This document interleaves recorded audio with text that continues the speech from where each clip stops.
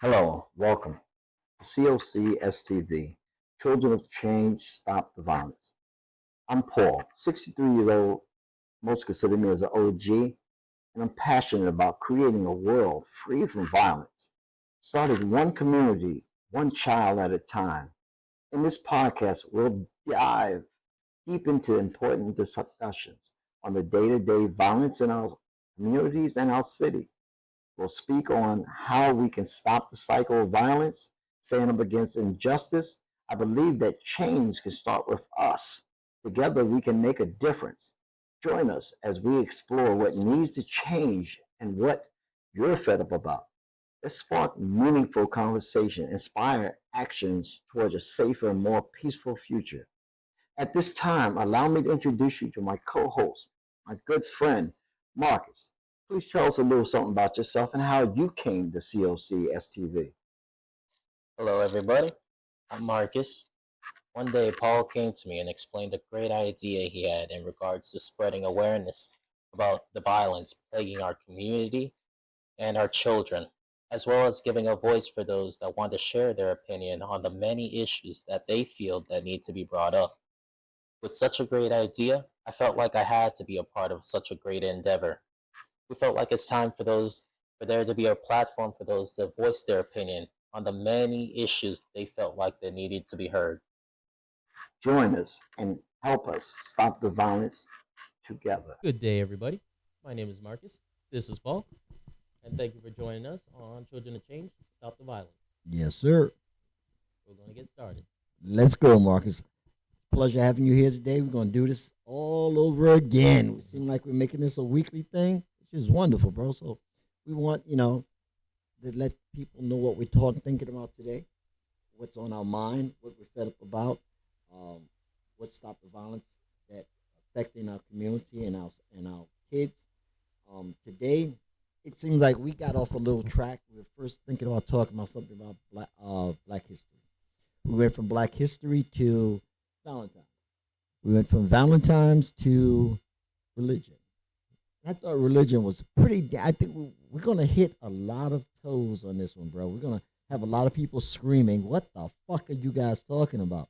Because, I honestly, truthfully, I was raised, born in Pentecostal, brought up in the religion, believed every single thing that I heard until I've been schooled.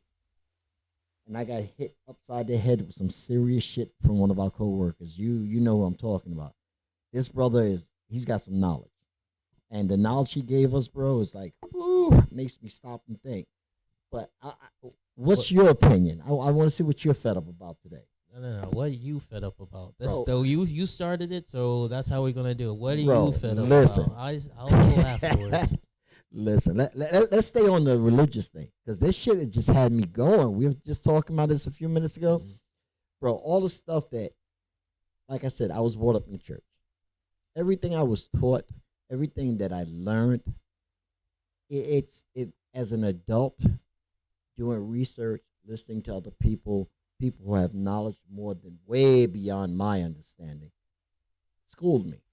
And it's crazy because it's so damn true. We were talking about how people say God is love.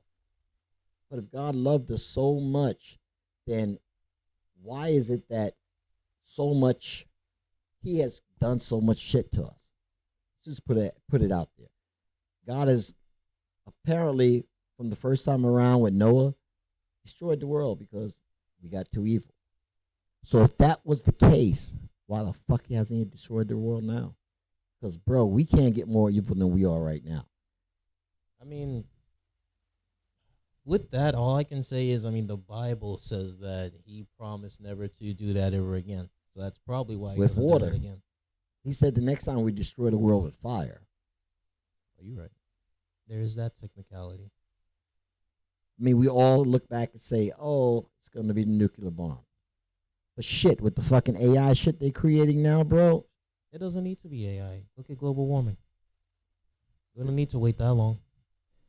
It's already getting like 2, 3, 4 degrees hotter every single week. Every single year. But let me ask you a question. Let's be theoretical about this. How long has the Earth been here?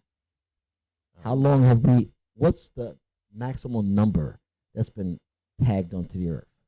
I think what 10 million years. Let me see. Isn't it something around 1 billion years or something like I that? don't know if it's a billion. Let me see. We're gonna find out right now, guys. We don't want to give you some bullshit numbers. So, Mr. Marcus is now looking up how long the Earth has been around. It's Billion years. 4.5 billion years is the All estimated right. age. So, at 4.5 billion years, right? Plus or minus 50. Plus or billion. minus, we're saying that God did all this, and that at some point in time, He destroyed this world, but yet the world came back. Worse for the wear, let's say. Mhm. Do you think that now the way back then, what's the worst that people could have done? Just pretty much murder and steal and Sodomy, prostitution. Yeah. I would say, compared to these days, pretty basic sins. Basic, Exactly. basic and straightforward sins. So let's say 4 billion years on the market. That had the when God destroyed the world with water during Noah's time, 2,000 years ago, 3,000 years ago, give or take. Yeah. So in the last 3,000 years, we've learned how to become more evil, more wicked, more crazy than they ever could have dreamed about. To tell you the truth, bro, it's just gotten crazy. I think we're at I think in regards to what you're saying, I think we're getting close to that tipping point in regards to maybe destruction or the amount of sin or the amount of evil that us as human beings can take or just the world can handle. And then eventually it's going to be a tipping point. But that's enough of that. Is it okay if I can say something about what I'm a little Please fed up do. about? Damn, now I forgot what I was gonna say. Can you give me a Listen, did I tell you all what I was gonna remember say? is you were going with insurance. Insurance. Oh, We were yeah. talking about insurance. Yes, thank you. Woo, that's fire right there, bro. So my new insurance premium just came in for the new year. I mean, it's 1 month late, but still fairly new. So for those that are unaware, I drive a fairly simple 2013 Honda Accord. Not necessarily a lot of mods done, just looks good, gets me to point A from point B. It's not fast.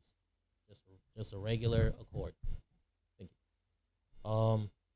I got my new insurance premium and pardon my language, but shit just doesn't add up. An Accord should not cost enough the amount of money to insure the same as like a luxury sports car. Before I was paying around $80 a month for insurance. What? Seriously? That was on, I'm gonna put them out there. I was on Allstate. Now they're charging me $300, close to $300 for my Damn. insurance premium, going from 70 to 300. Like my long-term goal was to buy a Nissan GTR. Their monthly insurance on estimate is $300. It's about $300, $400. If I'm paying $300 already for just my Accord, I might as well just sell the Accord and justify me paying all that money for insurance and hell go yeah. get a GTR and make myself happy with paying. It doesn't make any sense at all to pay $300 for an Accord that's already pretty much paid off, that doesn't really have any mechanical issues, that I haven't got any accidents, not a lot, no notable tickets within the past 5 years, and they're overcharging me. Like I get it, like the insurance rates they raise every year little by little, but from going from like $70-$80 to $300, like that's outrageous. Did they give you a reason? No, there's no reason. It just goes up. It just keeps going up. My vehicle's really good. I have safety features. Everything works. Everything is good. So I don't understand why it's $300. Like I'm not a teen. My age, I'm a legal adult. I'm close enough to like 30. So Damn, you getting old. by that context, by that aspect, I shouldn't be paying $300 for an Accord. Absolutely not. For a 10-year-old Accord, I shouldn't be paying $300 a month. It's ridiculous. It's outrageous, and it doesn't make sense at all. Like, I'm already spending so much money on other stuff, and then insurance is gonna hit me with that. It doesn't make any sense. They think like either I'm a reckless driver, which is not true, or I'm driving some sports car. No. You want to hear the truth? What I was told? Because, one, it's about what mine went up, 118%. That's probably what yours went up to. The reason they give you is that all these reckless drivers down in Florida, 75% of them are not insured. So guess who pays for the fucking insurance? You, bro. That's why you're paying so goddamn much, because these motherfuckers, they have no one else to take it from. So when one of these morons causes a person who's having an accident to have an accident, and they have no insurance to cover that accident, well, now our policies go up because our company has to pay for that shit. So my shit went up just like yours. Last year, it went up 30%. They told me, oh, it's nationwide, 30%. This year, it went up 118%, and they try to give me the same bullshit line. I shopped around, bro. I got my shit back down to what I was paying because I have a house and 3 cars, and I refuse to pay 118% for all 4 items. It doesn't make any sense. I gotta double check on it, but it does not add up and gets me very, very upset. Oh, hell yeah. I gotta figure this out because it doesn't add up, man. I gotta get on top of this before it gets worse. God